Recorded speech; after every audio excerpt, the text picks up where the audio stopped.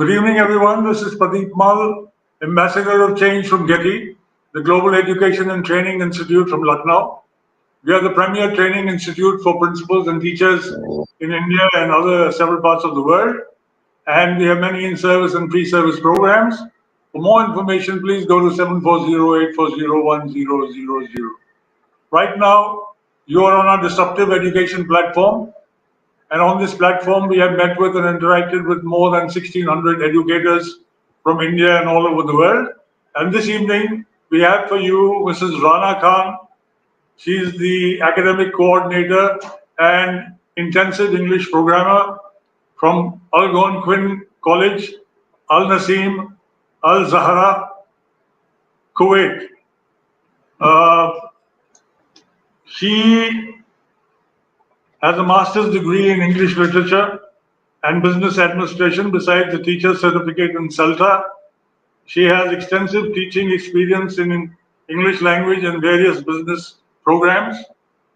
She has presented at various conferences worldwide and has several published papers to her credit.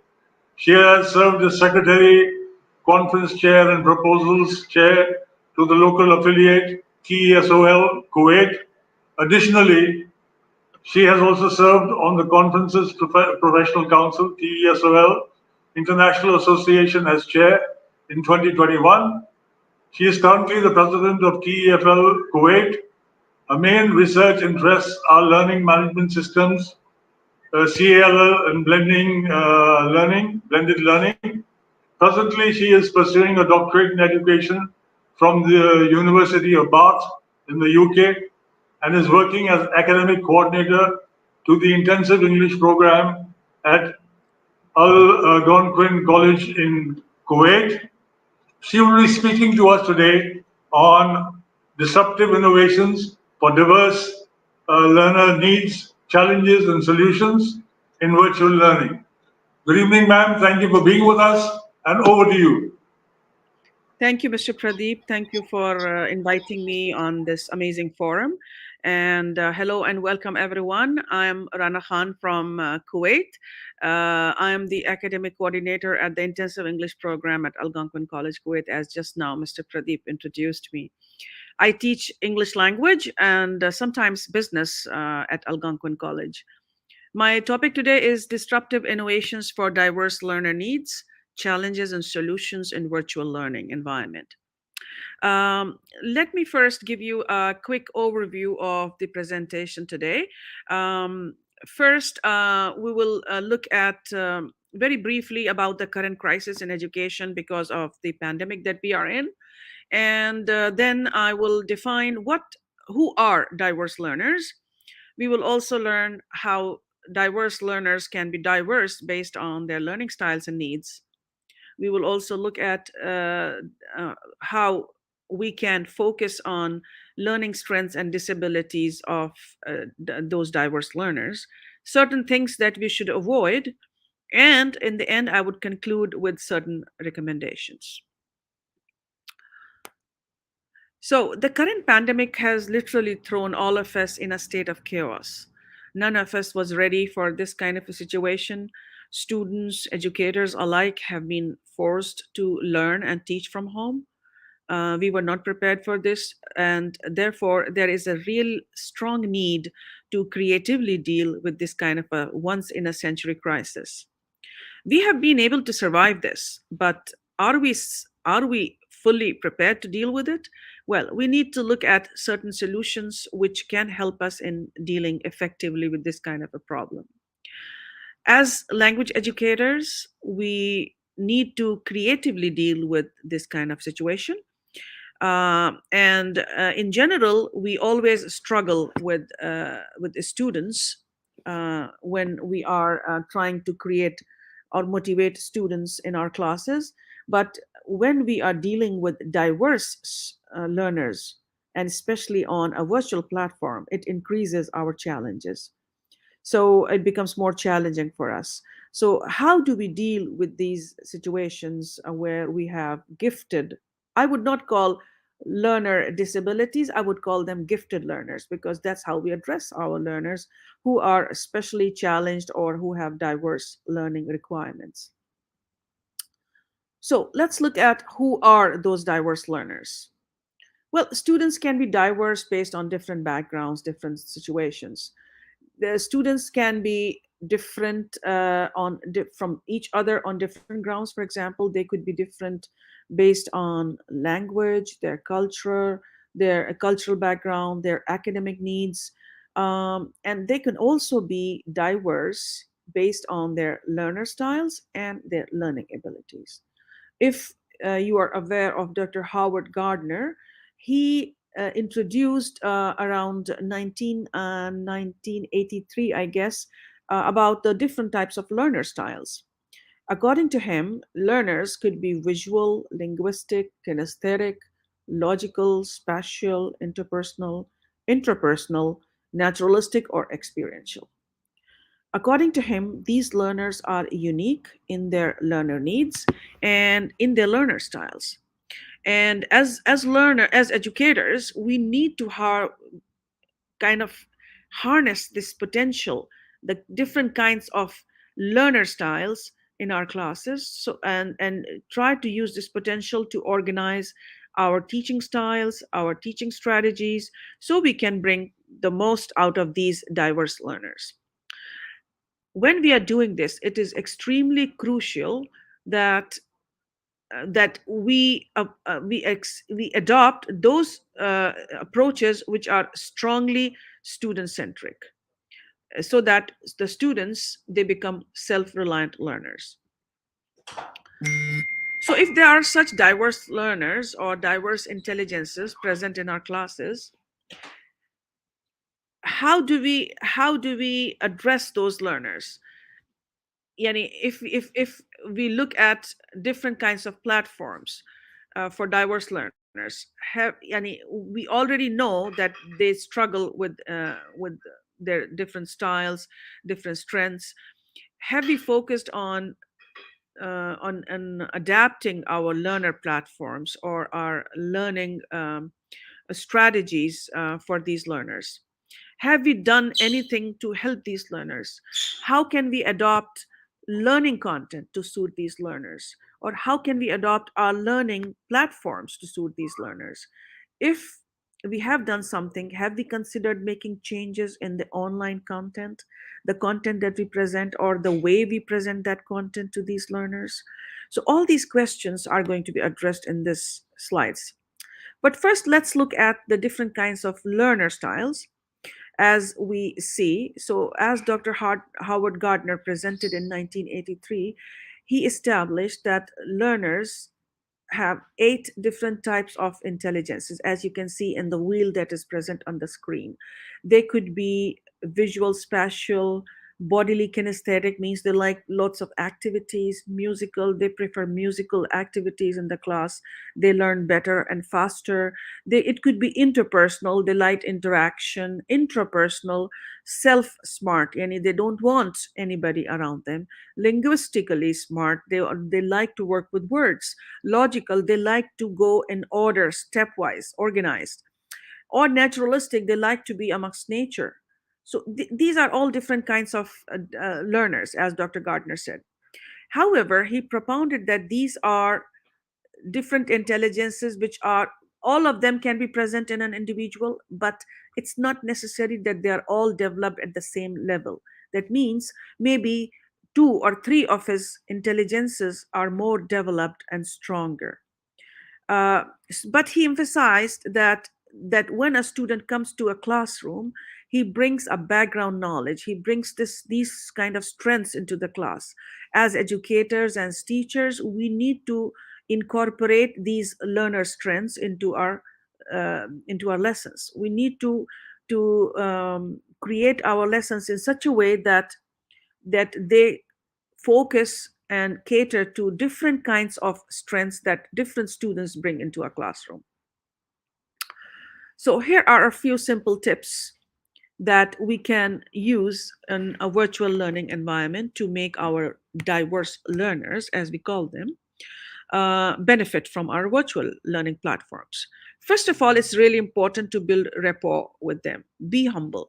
Yani, I now the pandemic is almost over, but when we were in the midst of pandemic, I spent at least the first 5 6 minutes talking to my students, checking on their well-being, how they are doing. So as they keep pouring in, they would not come in all at the same time. They would come in, and one would come in, then two more would come in. So I would spend those 5 to 6 minutes chatting with them, and try to talk to them how they're feeling, and if there is something that is disturbing them. They were not ready for this kind of a situation. They were forced into it. They were secluded. They were kind of uh, felt insecure, just like everybody, each one of us. So it's important to check on them. We can also personalize and contextualize content to motivate these learners. So we can create fun environment. We can, for example, if we create topics which are more contextual, which are more relevant to the learners, they will be more focused and more engaged. We can create fun environment by introducing Kahoot, quizzes. These kinds of formative assessment tools are real fun. They bring a lot of kinesthetic activity into classes, and the students are really they enjoy this kind of assessment. It's formative, and everybody loves them. We can also teach them resilience. We can ask them to, for example, take a quiz on how to, for example, how to stay safe. We can also ask them to read maybe an article on resilience. We can ask them to write journal entries on simple topics like how they have been able to deal with the situation. All these things are going to help them be resilient learners and bounce back. It's very important to group learners according to the learner styles and not their abilities. So, for example, if they are visual learners, we should try to group them into groups which are more visual. If there are learners who are more linguistic, we should try to focus into more linguistic groups. So, when we send them out into breakout rooms, we should try to create breakout rooms according to student learner styles so they learn and benefit from each other. It is equally important to build peer support because there are learners of mixed abilities in our classes sometimes, and students need each other's support. So there could be weak students who need support from stronger students. There are students who are more tech savvy. They can help students who are weak in technology because technology was something for which not everybody was prepared. Even the teachers were not prepared. So the students can help build this kind of peer support system, which will help them stay more organized and help each other. It's also equally important to look at how we present our content on in front of these learners, since they come from mixed abilities. So it's very important to be clear in our instructions, the guidelines, instructions, everything should be very clear. Now, at Algonquin College, we have a full developed learning management system which we use, and we had been using it even pre pandemic for sharing information, sharing files, and other stuff.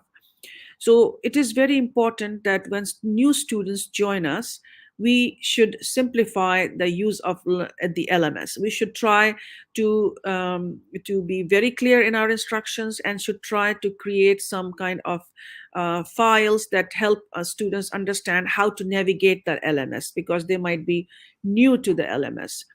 We should also create to-do lists that help students stay more organized. We can present content in multimedia format. For example, I'm in love with OneNote. During the pandemic, I started using OneNote and Google Docs more. And this is because OneNote allows us to be synchronous with our students. So whatever I'm giving them, I can watch over them. But because these are live documents, OneNote is like a classroom where all the students are connected onto one notebook, and the teacher can look at them, what they are doing. So even if they try to fool the teacher, I can watch and see whether they are doing their work actually or not. It's like I'm physically present with them. So it's really helpful. And so are the Google Docs. I've been using Google Docs before the pandemic as well to watch over my students synchronously. So these kind of tools allow us to not only watch over students, track their progress, but also allow us to embed multimedia content. For example, I can put a video in a file and ask them to watch the video and then take an activity, which could be a comprehension passage. For example, I give them watch them, allow them to watch a video on London, and then give them a passage on London, and then they will take question answers on London. So it's, it makes it more engaging and more motivating. It is also very helpful to provide writing prompts to students, because some students, they need extra help. Scaffolding the content can also help. So when we provide writing prompts, students are able to pick on them and follow it, and it's easy for them to provide feedback. If you look at these slides, these are some styles. So sorry, some pictures captured from my discussion board, which is from a writing class. So initially, I would give them topics which were kind of very irrelevant to them, kind of hard, difficult for them to understand. But then I realized it's difficult for us to engage students online. So I decided to create something which was very relevant and contextual for my students. So you can see I created a topic which was basically on COVID, something with which they were actually facing. And it was really amazing to see how they were able to come up, see, effortlessly able to write. On the other hand, when previously I gave them topics which were not relevant to them, it was really difficult for me to drive them to write on something. But in this case, it was easy. And you can see that I created some question prompts, which made it easy for them to answer those questions and turn them into paragraphs. So writing prompts really help and guide students to produce something, content. In this case, you can see I have um, created another topic which is based on, for example, what are the different things that they like to do with their college friends, and how has, because when we first came back to campus after COVID, this was something really exciting for all the students because they all wanted desperately to come back to campus. So you can see how long paragraphs they have written, it was effortless writing for them. You can see they are so excited to be back in campus, and everything that they're saying is very relevant to them. So relevance always uh, adds to producing content. uh, when it comes to assessments, it's very important to create assessments which are more formative and project based instead of having summative assessments. Since it's difficult to watch over them, it's impossible, almost next to impossible, to watch over students, whether they're cheating or not, no matter how much you ask them to switch on the cameras. So it's really important to shift to formative assessments. It's really important to empower them, allow them the freedom to express learning. So when we teach them something, when we allow them to choose what they want to learn, we should also allow them to express the way they want to express their learning, what they're learning from us. So we can provide different forms, multiple forms, and varied forms of assessments, which could be, of course, formative, project based, different kinds of projects, different kinds of presentations. These are also expressions of learning. And since many learners are visual, they would love this kind of expression. It's always advisable to avoid too much of for summative assessments like midterm exams or multiple choice questions, because it is always easy to cheat on them.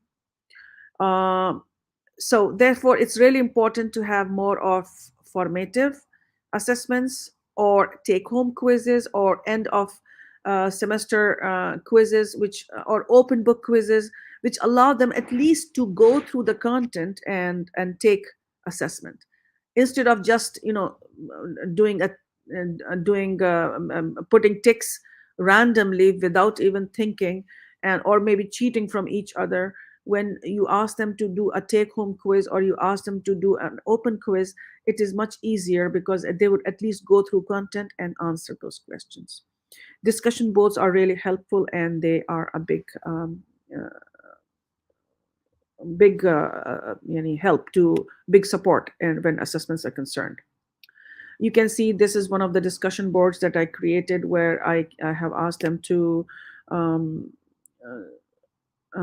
this is one of my business class students who had a real bad stutter. He couldn't speak a single word or a sentence. So he quietly approached and said, Miss, can I, instead of talking, can I put my feedback in the chat boxes? And we had in class discussion activities in this business class. So I immediately changed my in class discussion activity into a discussion board, and voila, this this boy turned out to be the best performer in the class. So we have to accommodate students with diverse strengths and diverse learner disabilities. Technology also can pose a serious challenge for our learners, so we have to be very, very sure that we teach learners about digital literacy skills. We teach them because they were not prepared for it. Even the teachers were not prepared for this kind of this kind of emergency. So we need to teach them how to handle technology. We can collaborate using Google Docs and OneNote, as I said, because it has an amazing tool called Immersive Learner, which is really good for dyslexics and people with dyscalculia or dysgraphia. And it's really helpful for us to watch them synchronously as well as asynchronously. We should use different forms of technology, just not just use one single form of a platform, for example only Zoom. We should shift different kinds of platforms, both synchronous as well as asynchronous. So you could use, for example, Edmodo or WhatsApp for quick messaging. We can use Edmodo for file sharing as well. We could use OneNote and Google Docs for synchronous support. We could use Kahoot quizzes for formative assessments. We should also try to keep smaller sessions because long sessions can be distracting.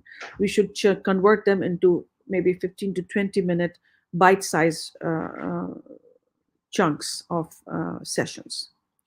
The second question is, if we have diverse learners, how do we adapt content or learning platforms online for learners with disabilities who have learning or physical disabilities? Now, until now, we were talking about diverse learners with diverse strengths, but we do have certain learners who have disabilities, both which could be learning or physical disabilities.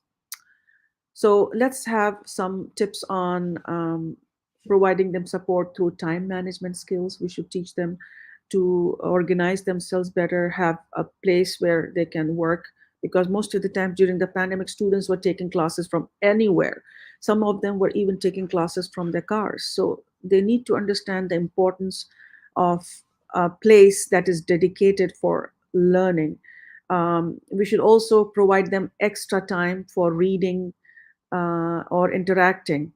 So, for example, if I'm presenting some content, I should give extra time for some learners who might need that extra time to absorb information.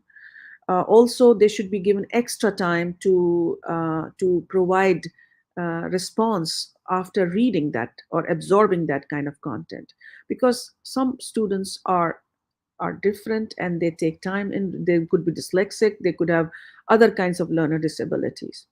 Organize content on the learner management system. So for example, whatever you're teaching, record it and put it on the LMS so that the learners, if they were not able to follow certain content, they should be able to access it later at their own pace. They could visit it again and could understand what they couldn't understand during the class. Also, try to develop more peer tutoring, as I mentioned earlier in my earlier slides, that it's important to build peer support. So students could help each other, teach each other how to navigate the learner management system, how to, to help each other in using technology. Um, Also, it's very important, the instructions should be very, very clear and easy to follow. Whatever instructions you put on the LMS about completing their assignments, they should be clear. It should establish clear deadlines.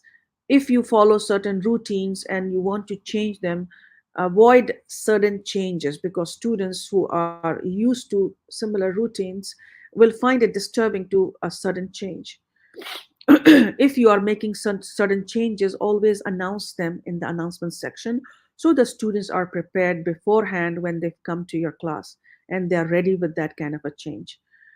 It's important to mention the rubrics that you're going to use for assessments. Also important to mark the calendars for the kind of assessments that might be coming up in during the week. And if it's important, it's better to involve parental support or caregiver support. It's really instrumental because they can help if there are certain students who needs extra support at home. So it's a good idea to involve parental and caregiver support. When we talk about presenting content onto virtual platforms, it's really important to keep in mind that there could be students with certain learner disabilities like dysgraphia or dyscalculia or maybe a dyslexia. So it's better to use a simple off-white background which doesn't have patterns, because sometimes patterns can disorient those students who have certain disabilities. It's always advisable to use bulleted lists instead of putting lots of content like paragraphs onto the screen. If it is bulleted, it will be easy for them to follow, and it's also good for so those learners who like to read content in logical order. It's always a good idea to provide text for audio or video media. So if there are students who are, for example, who are visually impaired, they could have benefit from audio or video content. And if there is an audio or video content that you're presenting, it is also a good idea to provide with captioning, because students who have who have disabilities and listening would benefit from captioning and reading, so they would be able to absorb content if it's coming as captions or transcripts. Also avoid using too many different forms of fonts, because it is going to lead to lots of clutter on the screen. Try to use one single font. Normally it is advisable to keep I think Arial is much better for most of dyslexics. It's easy to follow and bold. When we talk about these things, it's also important to avoid certain things because we are talking about learner disabilities. So avoid using bright colors, especially red and yellow or red and green colors, because they could, throw students off guard a little bit. Especially students with color blindness find it difficult to see red and green colors. So avoid using certain bright and specific colors because they could be disturbing or distracting for these students. Avoid excessive use of bold or italics or underlining words in all caps, because this could also be distracting for students with dyslexia. Avoid flashing content too much onto the screen. When you're trying to flash too much, it is going to disorient students who have epilepsy. So it's better to use this only if it's necessary. In the end, I would like to conclude that our students, when they come to our classes, they might have certain disabilities, which we should not consider as disabilities, but consider as strengths and potential strengths which could help them gain, or because if they have a certain disability, they have a certain strength which they can use, definitely. So we need to build on their strengths rather than their disabilities. We need to create positive environment in our virtual classes so students feel more comfortable, more motivated, and engaging, and they can build a rapport with us as educators. They should consider ourselves more as friends. Create scope for multiple forms of expression of learning. So when we present content, it should be relevant to them, contextual. At the same time, we should allow them the freedom to express the kind of learning they want. Encourage more formative and project-based assessments in place of summative assessments, more of take-home quizzes, end-of-semester quizzes or projects. It's really important to mention explicit instructions, uh, clear deadlines so that students are more organized. Build peer support for more collaborative learning environment, because at the end of the day, they are going to help each other and they learn best when they learn in groups. And thank you so much for your time and for listening to my experiences.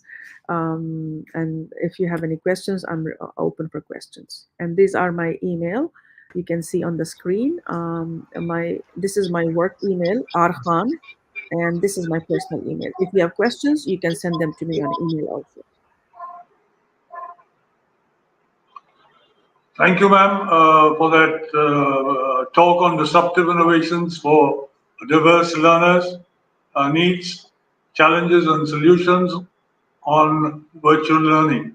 So, good evening, everybody. And before we leave, I request you all to watch our detox of our disruptive literacy movement by Global Dream, an initiative by Dr. Sunita Gandhi since 2014.